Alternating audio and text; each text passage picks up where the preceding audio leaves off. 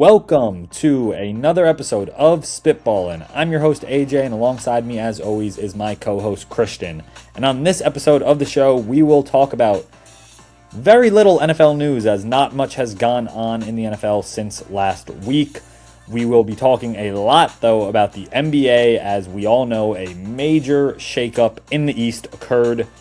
That is why this podcast is coming out on a Wednesday, because we were trying to time this week's episode with this massive trade that we expected to happen sometime this week. We'll also be detailing some other moves that occurred in the NBA, and then we will be ending off the show with an NBA mock draft, as this episode is being recorded before the draft, but the draft will have occurred already once our mock draft is out.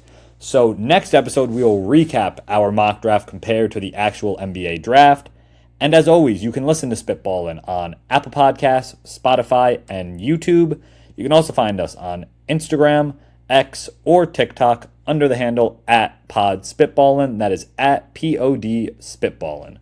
So to start, Cam Jordan is heading back to the New Orleans Saints. It is a 1-year, pretty much veteran minimum type deal for Cameron Jordan.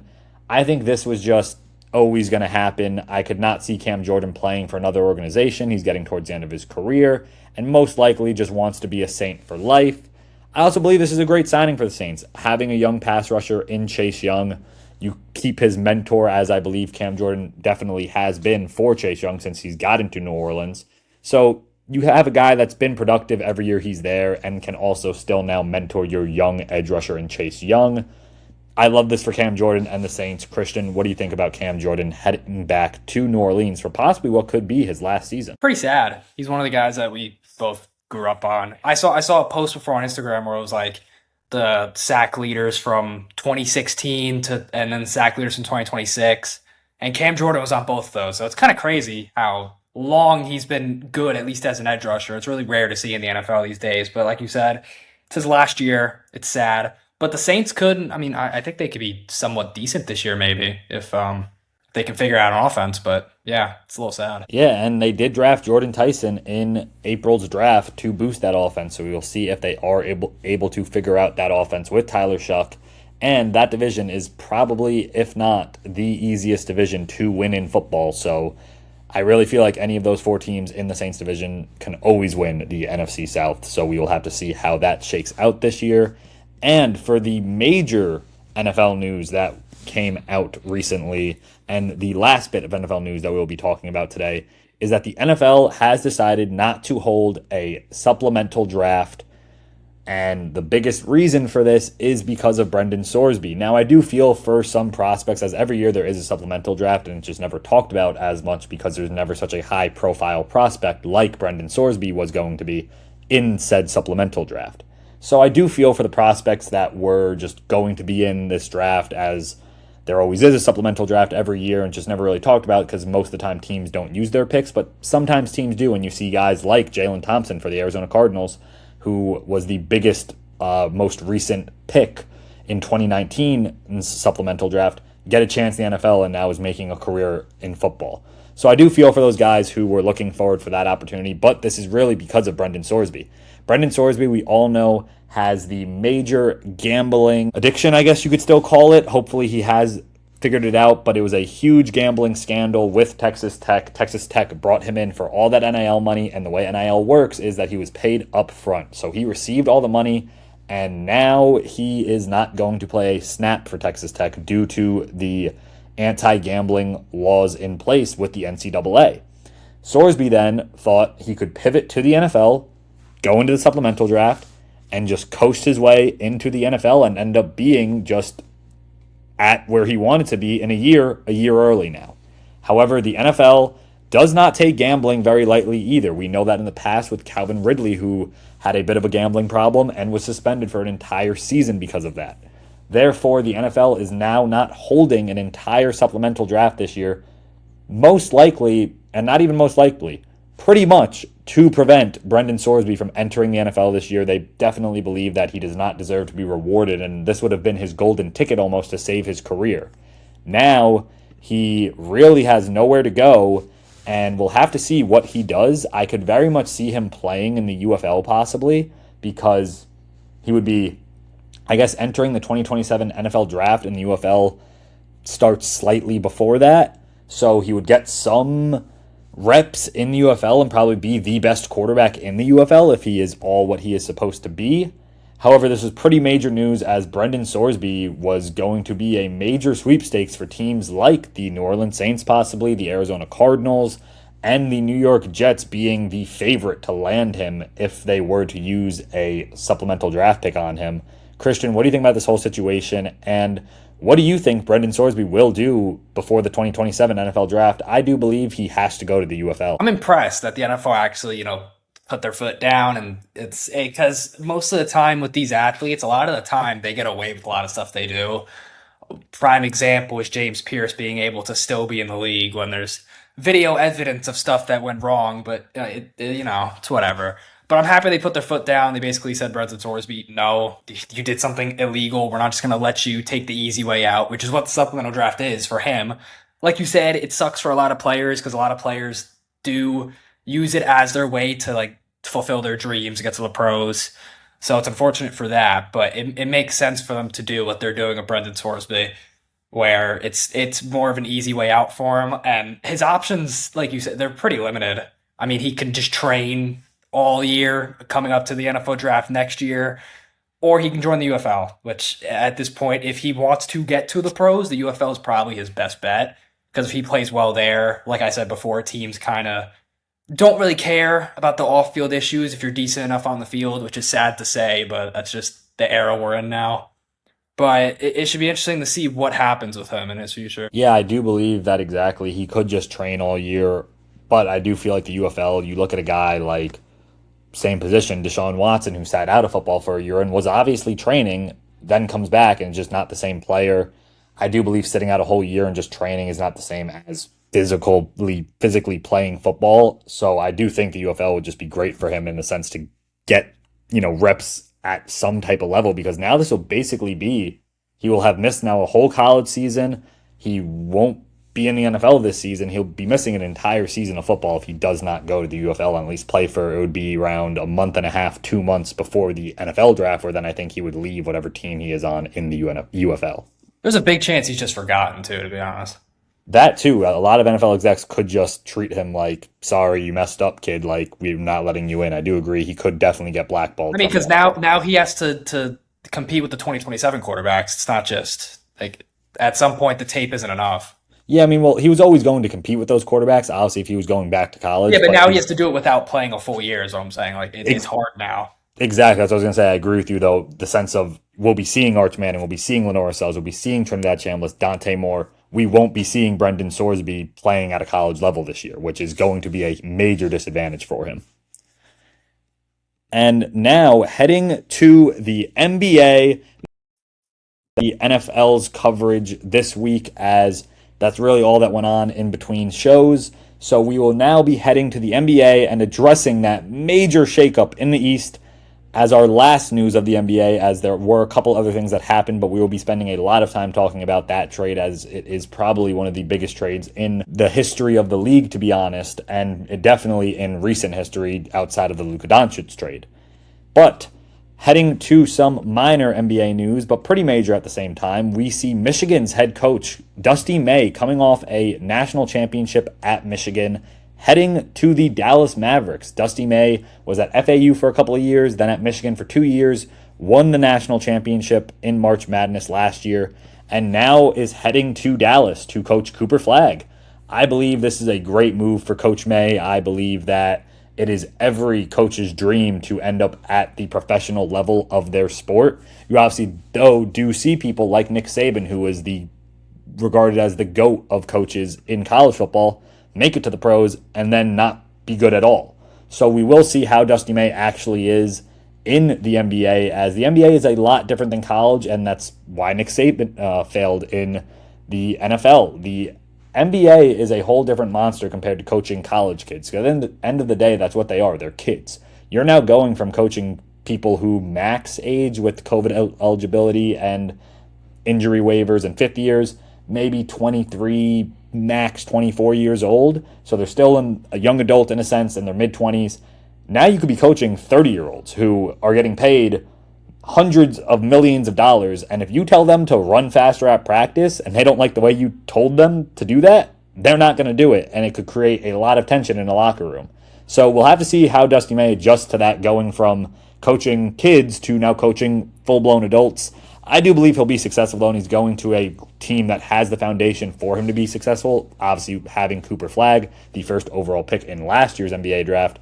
Christian, what do you think about May's move to Dallas? I think it's a great hire for the Mavericks, as Dusty May really showed what he could do at FAU, making a Final Four appearance with that team a couple years ago, and then now winning the national championship at Michigan. A little surprising. I didn't hear, I could have been just completely off the radar. I didn't really hear his name at all when he came to coaching in the NBA, especially since they just won the national title. It's really rare for coaches to go, even when you're so successful in college. But it's big. Mavericks, they have young guys. They can draft Yaxel tonight or any of the three. I'm pretty sure there's 3 Michigan players who could be going in the top 15. I'm not 100% sure. But it could draft one of his guys. It'll be interesting to see, because the Mavericks definitely needed something after firing Jason Kidd. So we'll see how it goes. Yeah, and the 3 players from Michigan that could go in the lottery, or definitely at least in the first round, is Yaxel Lendenborg, and then as well as Ade Mara and Morris Johnson Jr.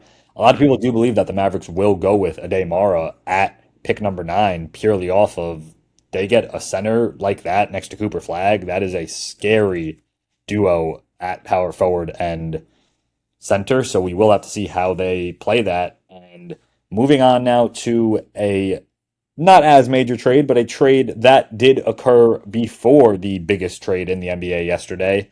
The Brooklyn Nets make a move and go get what could be their star now in Julius Randle. He's headed back to New York, but not for the Knicks, to play in Brooklyn for the Nets. And this has the Nets sending Nicholas Claxton to the Chicago Bulls, who were the 3rd team in this trade with the Nets and the Timberwolves.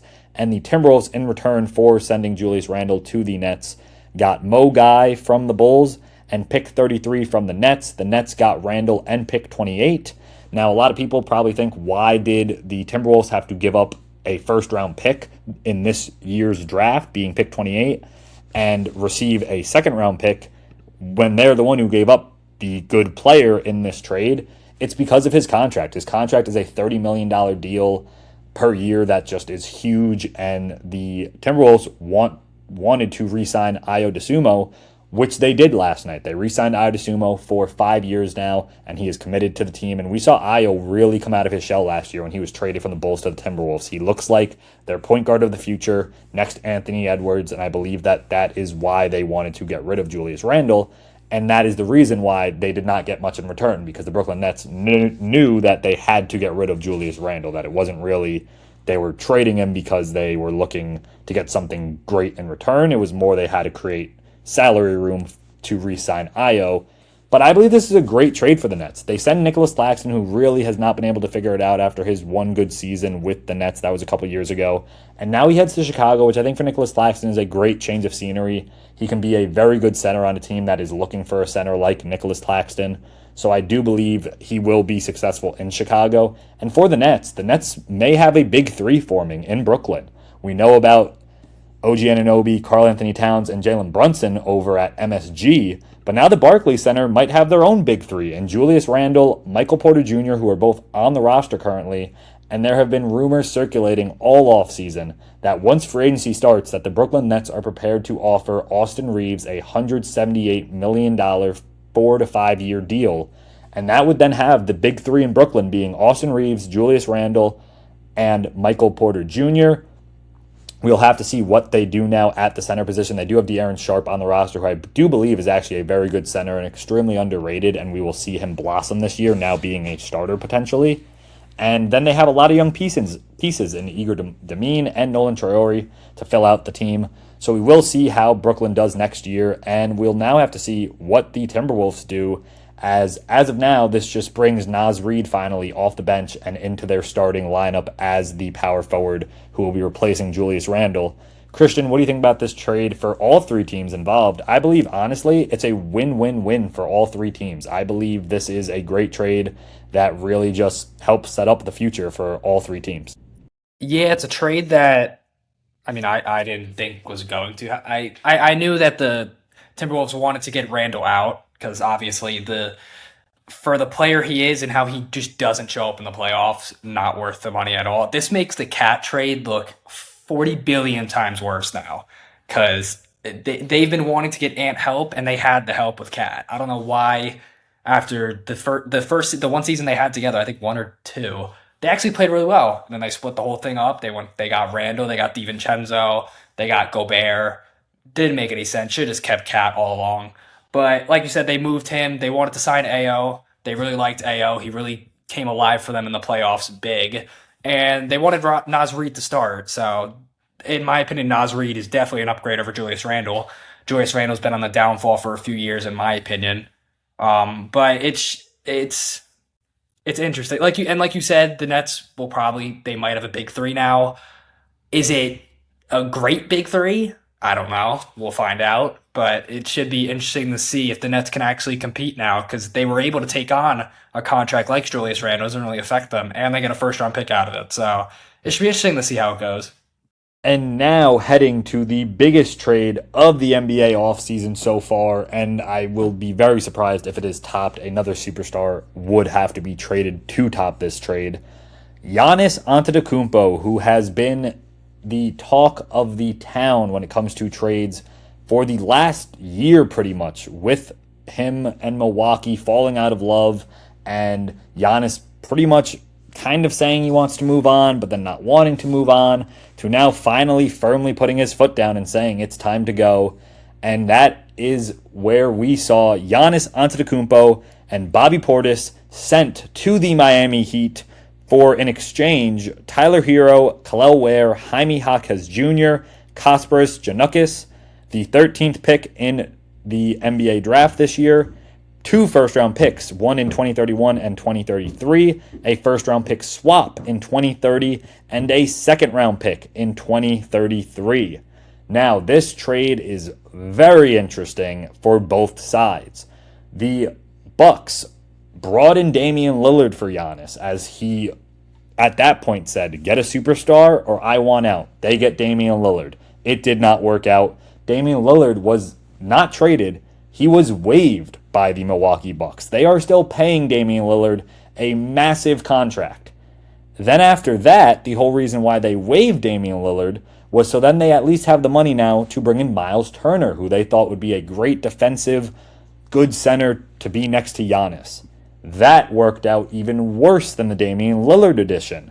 They're paying Miles Turner a major contract now. So the Milwaukee Bucks are paying Damian Lillard and Miles Turner to not be on their team still, and now move on from Giannis and hit the full reset in getting Tyler Hero, Kel'el Ware, Jaime Jaquez, Kasparas Giannakis, and a plethora of draft picks. I believe this was the right way to go for Milwaukee because they were paying now Damian Lillard, not on the team, a player a boatload of money to not play for your team. And now Miles Turner, who I believe has to be on the way out because it didn't work out. Giannis is off the team. Miles Turner is not in his prime anymore. Miles Turner is now at 30 years old. I was going to say 29. He is 30 years old now. Miles Turner just does not make sense for the Bucks to keep him now, and we'll have to see how that shakes out. But the biggest thing is that they hit the full reset, getting a bunch of players who are on rookie scale deals outside of Tyler Hero, who is on his second contract still that he signed with Miami. However, Tyler Hero is only 26 years old, and everybody else in that trade is younger than that. So they have hit full reset mode. Their core is really going to be, I believe, Ryan Rollins, Tyler Hero, Jaime Jaquez, Kel'el Ware, and now Kasparas Giannakis. They still do have Kyle Kuzma in addition to Miles Turner, who I also believe should and may be off the team before the season starts, because you really don't need to be paying those two guys the money that you're paying them. However, teams definitely know that they want to get rid of those contracts, so we'll see if they end up just having to ride out those contracts because of how bad they are.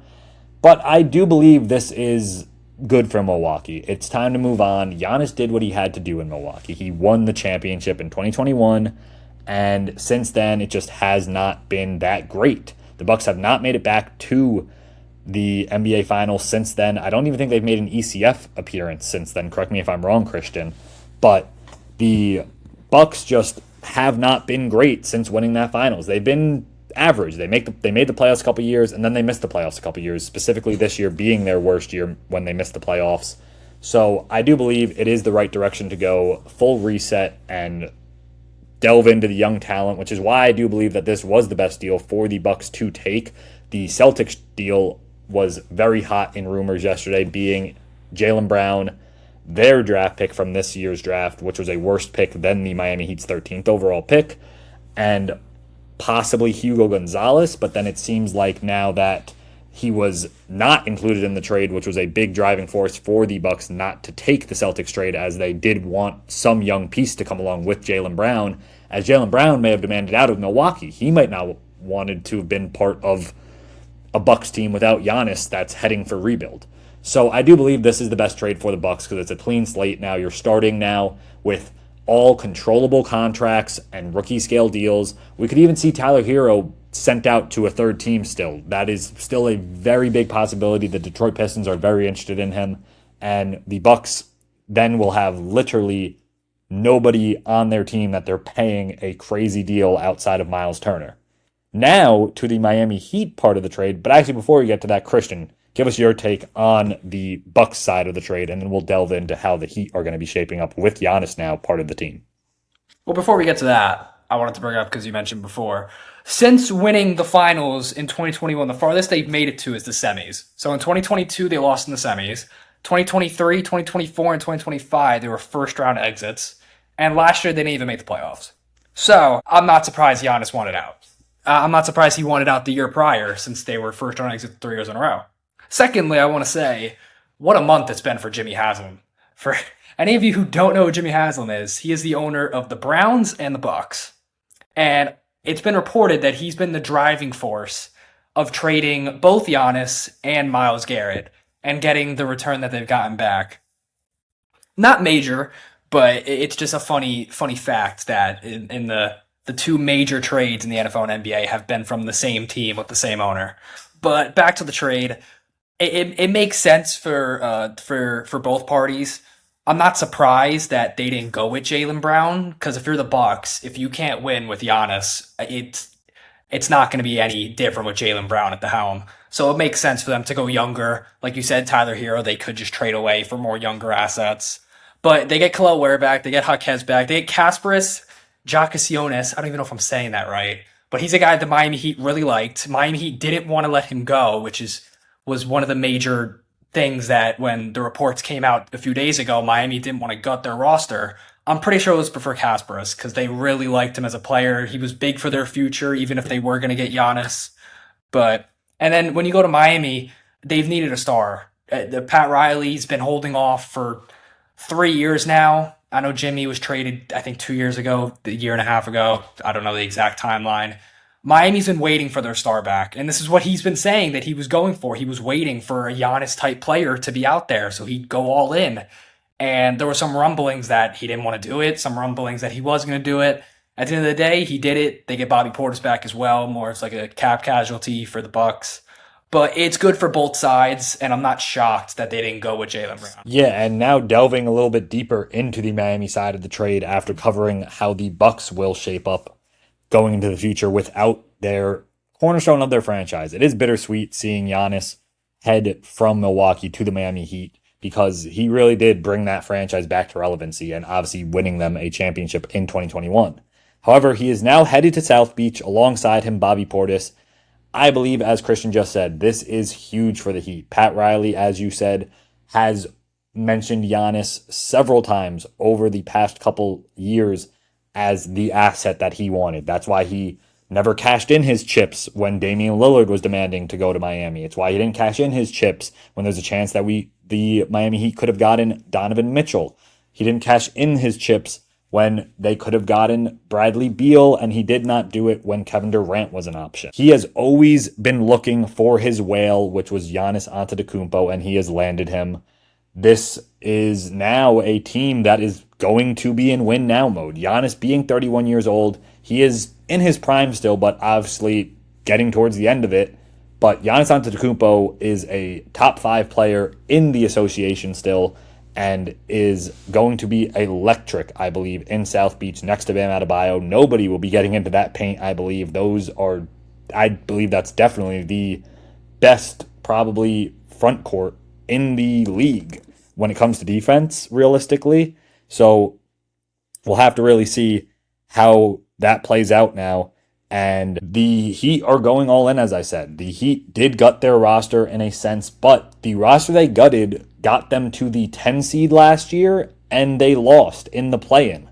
So really, what are you gutting? A bunch of players that aren't winning anything is really what the Heat did. Now, with Tyler Hero, if he doesn't remain on Milwaukee, I do believe we will see Tyler Hero average close to 30. I think he will have anywhere from a 25 to 30-point season with the Bucks.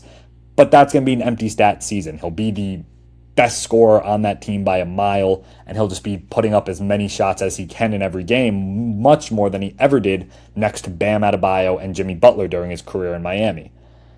Therefore, though, the Heat now have to look at how to round out this roster. Currently, as it stands, they will be having Davion Mitchell playing point guard. Norman Powell, some rumors came out today from Brian Windhorst that he wants to leave Miami, but I'd be pretty shocked now if he did, just because why would you leave when they just acquired Giannis Antetokounmpo?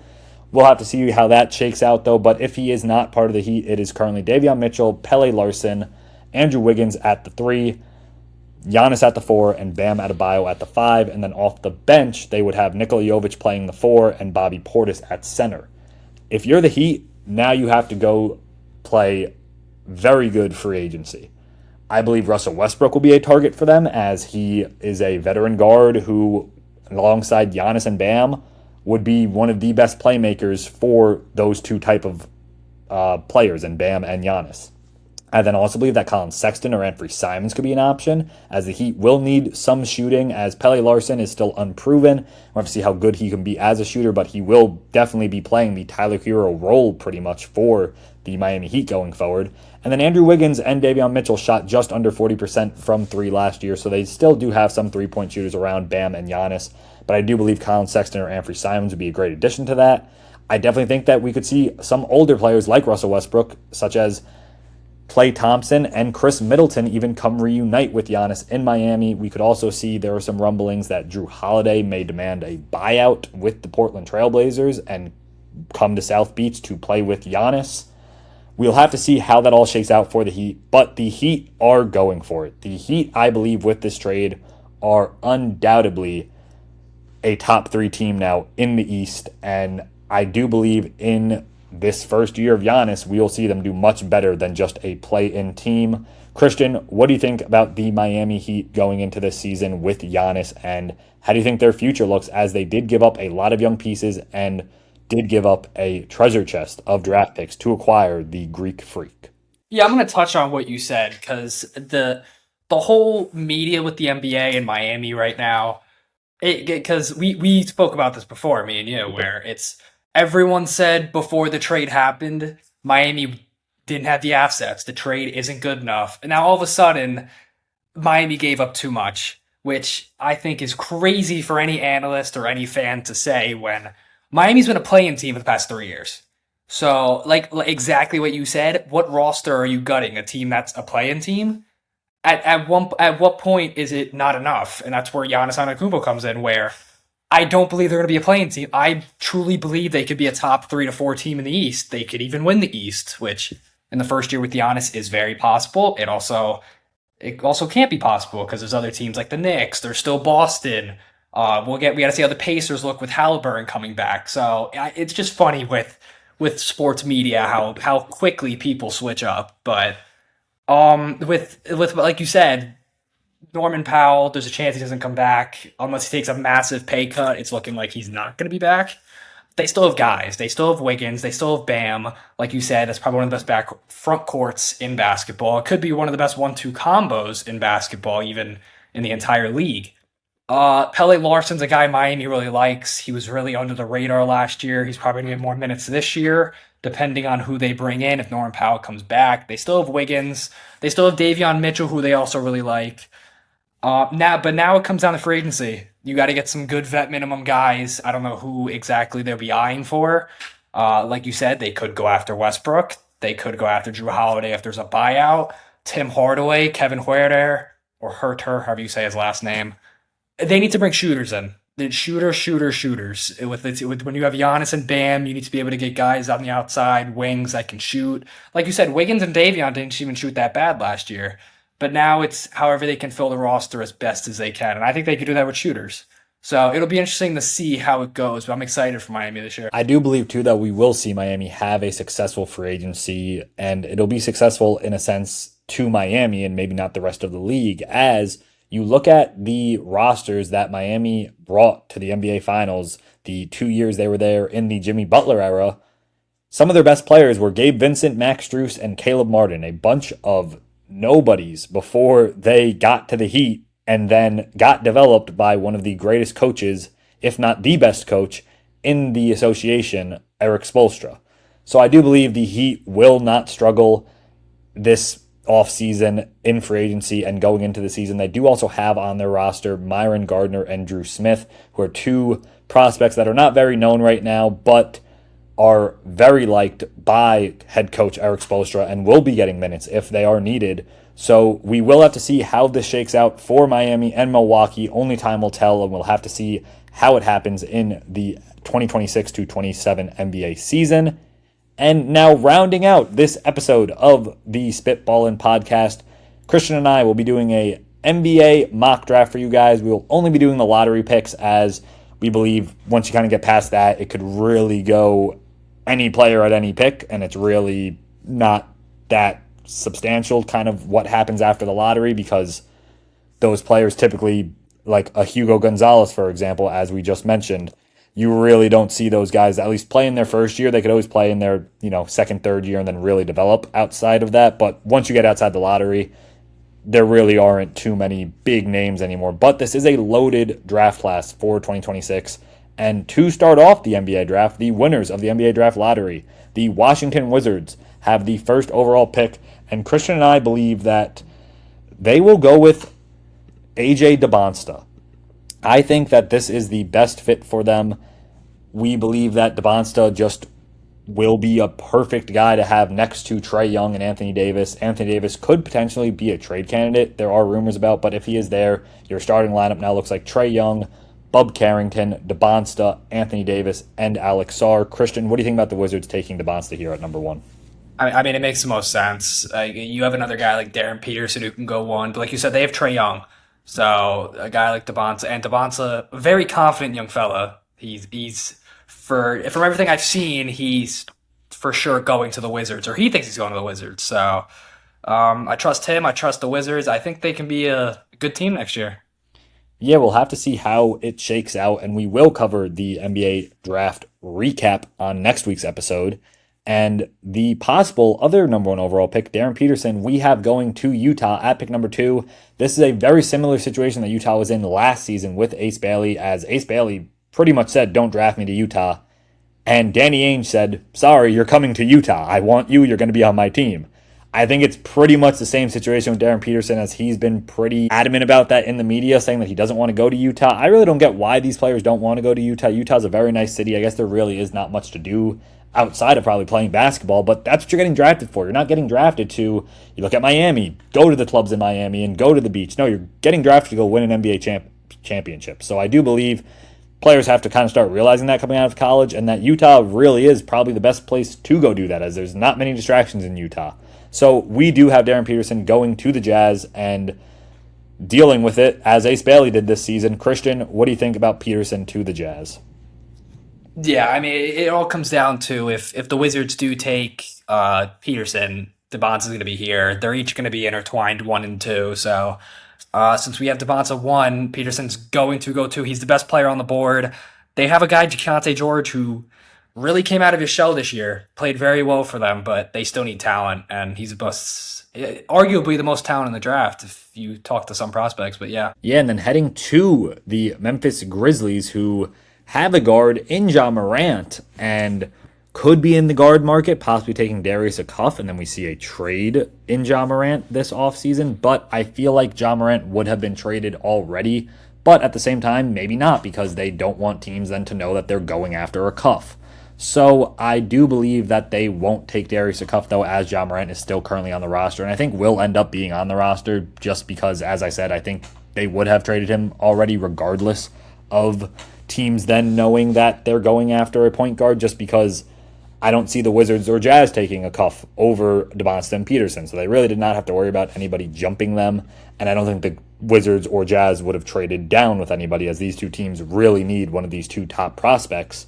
So we believe that the Grizzlies will go with Cameron Boozer. Boozer being the best defender in this entire draft class, I believe, and definitely the best big man outside of Ademara, I believe, and Yaxel Lendenborg.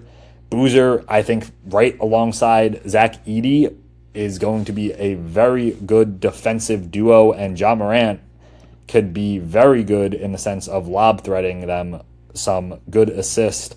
Christian, what do you think about Boozer to the Grizzlies at 3? It's another scenario where they could go a guard like Darius Acuff, but Cameron Boozer makes the most sense here. I mean, their talent really depleted over the past few years, especially getting rid of JJJ, who's on Utah now. I believe he's on Utah. So getting a guy like Boozer, it helps with ED, and we don't even know if Ja Morant's going to be there. So it should be interesting to see how that would work out with Boozer and ED. Yeah, and Jaren Jackson is on Utah still, as that is why I do believe them taking Peterson. Just makes a little bit more sense over Dybantsa, as they do have Markkanen and Jaren, so why would you really go with another forward? And Boozer headed to the Grizzlies then. This now leaves the Bulls at 4 with Caleb Wilson on the board, who I believe will be their pick. Cameron Boozer's father, Carlos Boozer, obviously playing for the Bulls. If Boozer is available at 4, I 100% believe that the Bulls will take him if Caleb Wilson goes before him to the Grizzlies, just because we'll see all those social media posts as father and son playing for the same franchise. It'll be a whole thing. But I do think they land Caleb Wilson here, who I honestly believe could end up shaking out to be the best prospect in this draft class.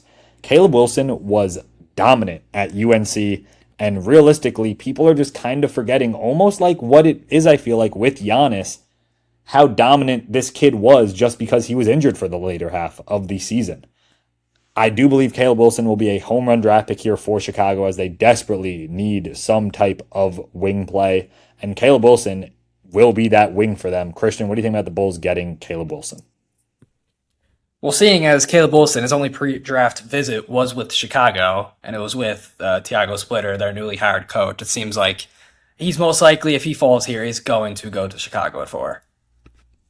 And then heading to the Clippers at pick number 5, they acquired this pick by trading Ivica Zubac and receiving the 5th pick for that trade to the Pacers, and then also getting Bennedict Mathurin back in that deal. This was a very ballsy gamble type play by the Pacers, and it did not work for them. The pick ended up being outside of the top 4, which is why it fell to the Clippers and did not go back to the Indiana Pacers. The Clippers now have a young core in Darius Garland and Bennedict Mathurin, with pieces like Kawhi Leonard, who are good vets to have on that team. I do believe that the Clippers will be looking for a big man here. I think they need to go get a center. Realistically, Yannick Koner Niedenhauser, I believe is how you pronounce his name, was the big man they had last year out of the 2025 NBA draft.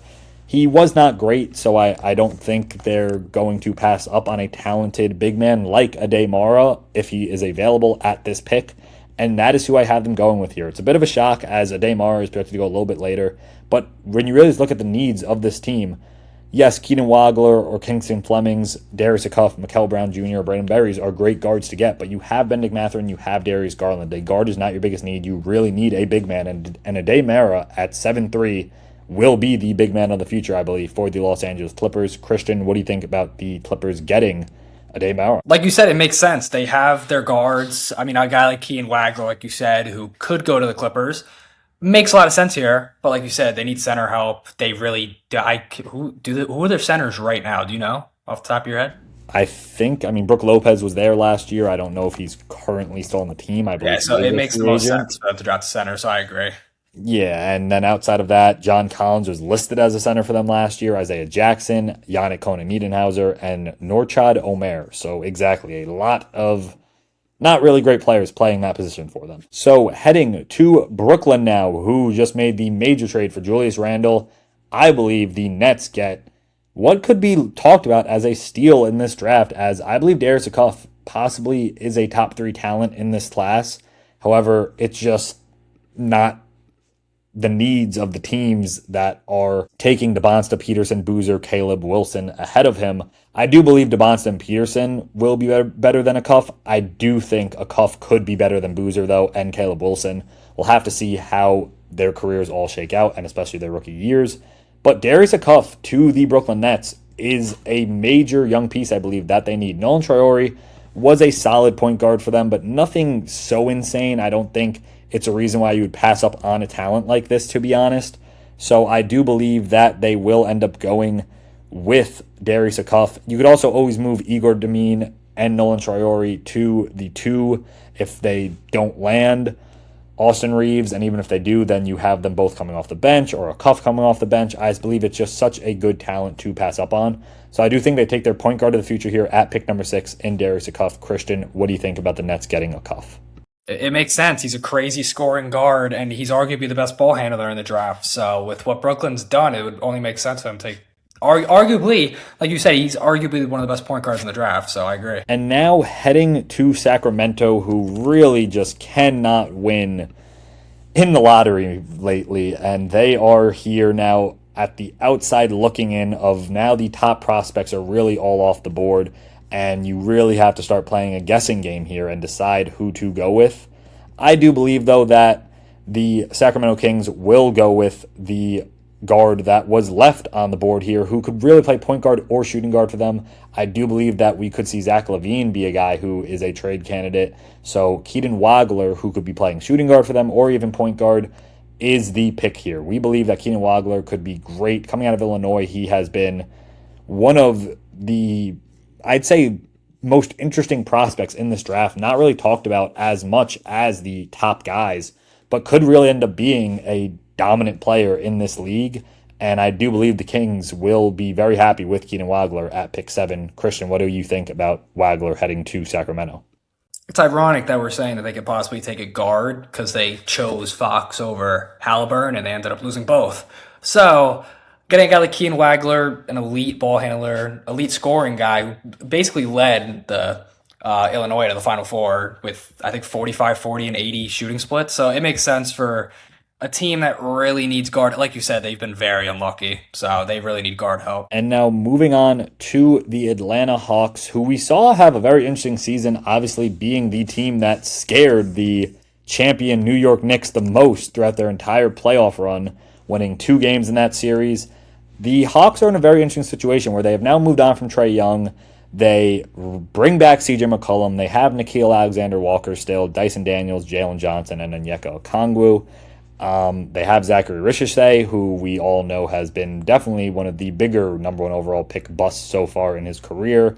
And they also have Aaron Wiggins, who they did just make a trade with the Thunder for. And they did get Jonathan Kuminga at the deadline last year. It's a very young team with really just one old piece when you stare at this roster, being CJ McCollum.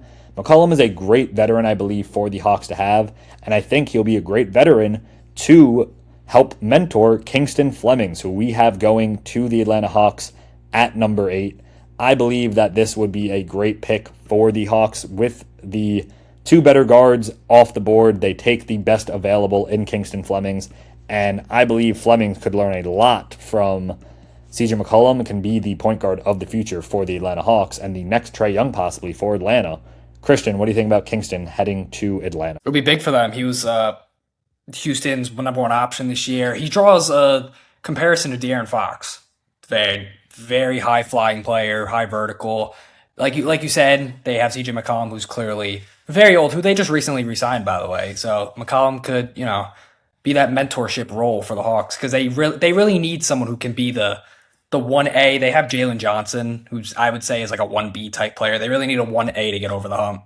So we will see if Kingston Flemings could be that 1A for them in the future. And heading now to Dallas, who made the big swing and landed Dusty May as their new head coach. We did speak about it earlier where we thought he could easily take one of his Michigan guys here at number 9 And we have him going with Yaxel Lendenborg here at number 9. I believe that he will be very happy to take Yaxel off the board at number 9 now that Ade Mara is not available. Ade Mara probably is who he would prefer more, I feel like, to play alongside Cooper Flagg. But now you have a very lethal forward duo in Yaxel Lendenborg and Cooper Flagg. They could play the 3 and the 4 together, and I do believe that this will be a very dominant forward duo possibly in the NBA. Christian, what do you think about Yaxel reuniting with his head coach in Dallas? It makes sense since Dusty May is now in Dallas. Yaxel, one of the older guys in the draft, which a lot of people stray away from these older guys because their floor is really where they're at right now. He kind of compares to like an Aaron Gordon type, which Dallas could use with Cooper Flagg. They need that enforcer type player. And now at 10, the Milwaukee Bucks with their first pick of the lottery. The Bucks, after trading away Giannis, as we said, are going for that clean slate, are going for a whole new look. And I believe what they're going to need, they now possibly have a point guard of the future in Kasparas Giannakis. They have Tyler Hero, they have Jaime Jaquez, and they have a center in Kel'el Ware.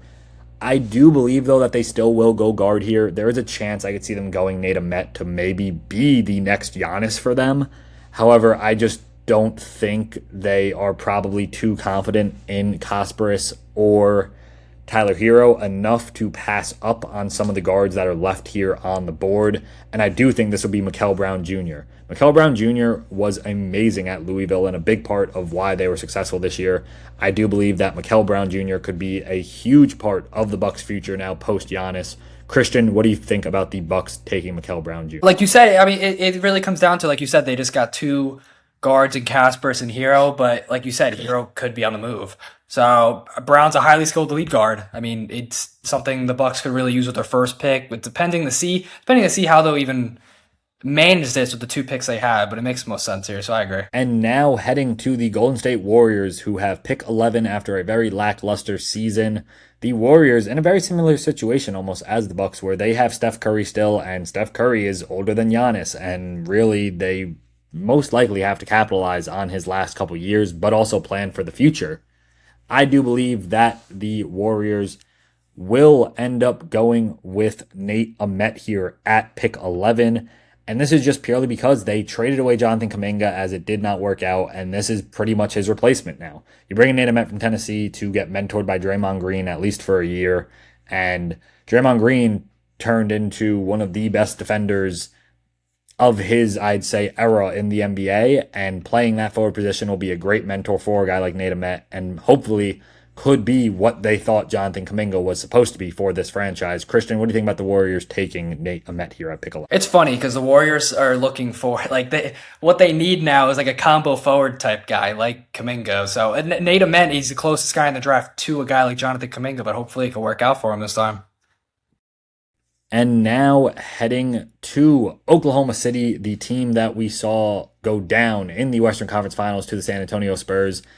The Thunder sitting here at pick 12 because of how good of a GM Sam Presti is.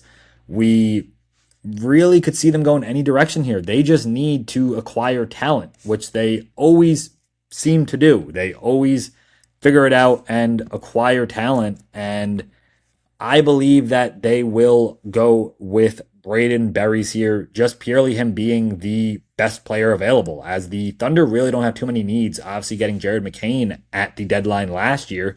They already have a young guard, so do they even really need Braden Berries?